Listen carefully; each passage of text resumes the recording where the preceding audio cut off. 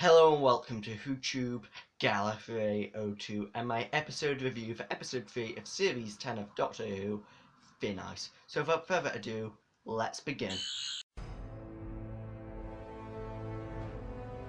My Doctor Who DVD collection. Is Captain Jack Harkness the face of both? So yes, I am back with almost a week hiatus. I am sorry I haven't uploaded recently. I've just been feeling ill recently and been unable to film. And yeah, sorry about the quality of this video, as well as I am filming on my phone rather than my tablet with a HD camera, as that's on low charge and I can't be bothered to charge it and review it later on, as it will be too late and won't get the amount of views that I wanted to. But it's not all about views. But let's review Thin Ice. So yeah, first of all, I'm going to tell you the synopsis for this story. So the Doctor takes Bill to 1814 and it's London's last great frost fair, where there are loads of stalls and loads of market stalls on the Thames selling all sorts of stuff.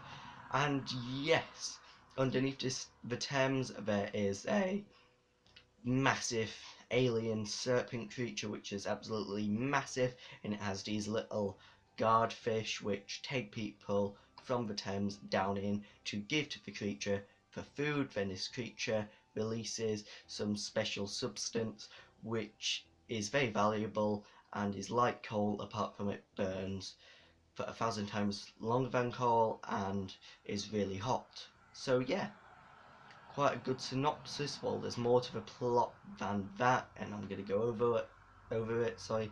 So yeah, then there's this guy called Lord Sutcliffe who hires these homeless kids to give out flyers to lure people onto the Thames to go to the Frost Fair.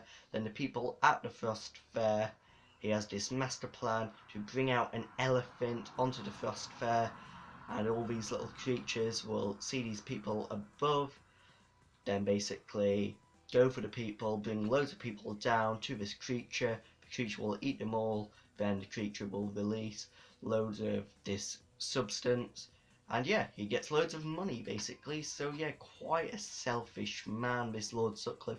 But yeah, now I'm going to go over positives and negatives of this episode. Well, my first positive would be is I think this episode was really well executed, really good, and yeah, very good indeed. This episode, I would personally rate it an 8 out of 10. It might go up or it might go down, but at the moment I'm rating it a generous 8 out of 10. Thought the direction in this episode was brilliant, absolutely brilliant.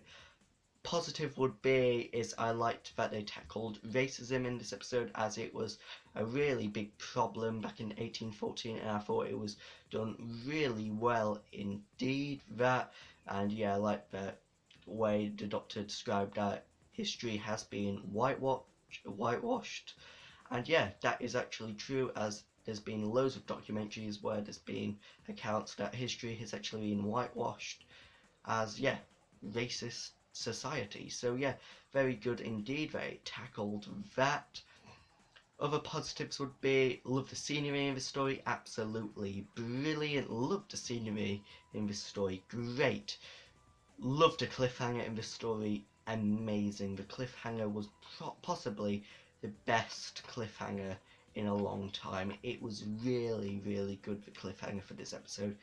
Absolutely brilliant. What is behind the vault? I am really hooked for the next episode and the next to find out what is behind the vault.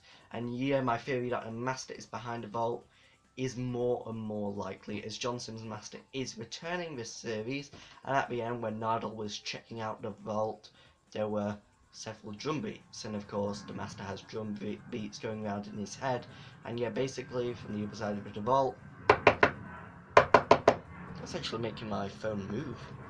So yeah, is the master behind the vault? It is looking likely, and I hope to see that the master is behind the vault. Hope it's not a disappointment like a monster we have never heard of before in Doctor Who. So yeah, that should be good if it is the master behind the vault. Another positive, lack of Nardole in this episode.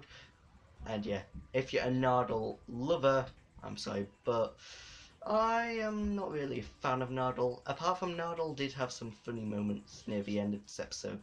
So yeah, that was good in this episode. Doctor's performance in this episode was very good indeed. Absolutely adored the Doctor's performance in this episode. The best he's been in series 10 so far. That was Pete Capaldi's Doctor at his height in my opinion. Very good, like what his Doctor should be, a dark, sinister character. And yeah, in this episode there was a child death, which was a bit shocking. I was expecting him to come back, but no, he didn't come back. He died. So yeah, that was a bit of a shock. But yeah, children must die in the Doctor Who universe. If not, it's just not accurate.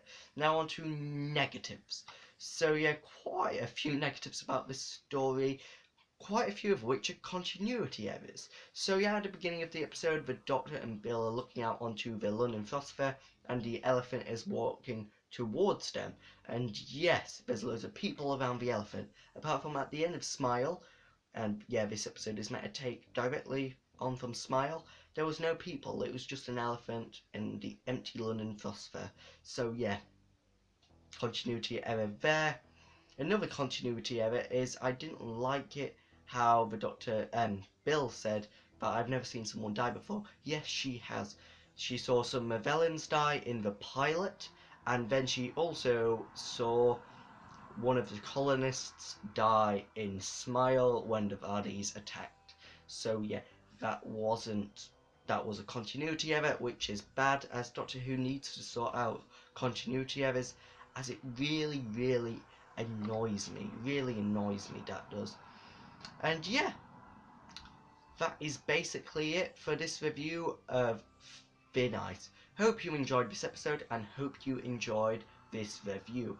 I will be back tomorrow, not tomorrow, I will be back on Tuesday, where I'm going to be doing my episode preview for Knock Knock.